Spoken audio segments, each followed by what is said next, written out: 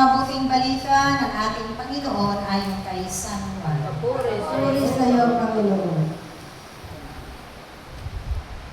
Lumakad si Jesus sa ibabaw ng tubig.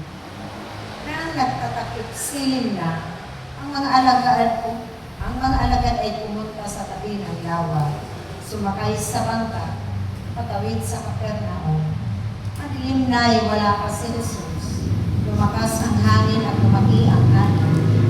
Nang makagaod sila ng mga 5 o 6 na kilometro, nakita nila si Jesus na lumalakad sa ibabaw ng tubig, palapit sa bangka at sila'y natakot.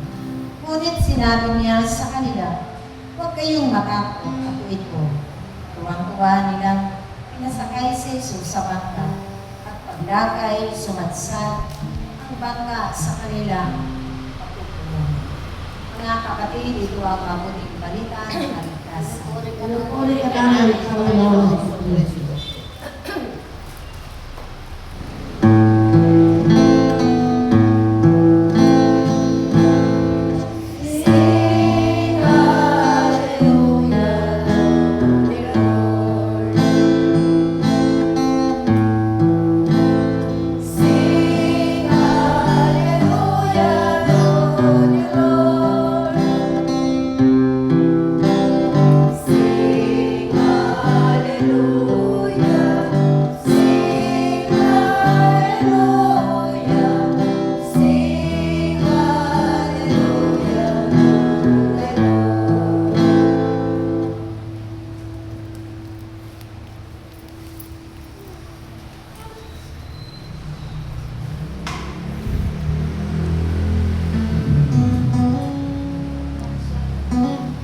Sige, baba mo. Hindi yan mapano.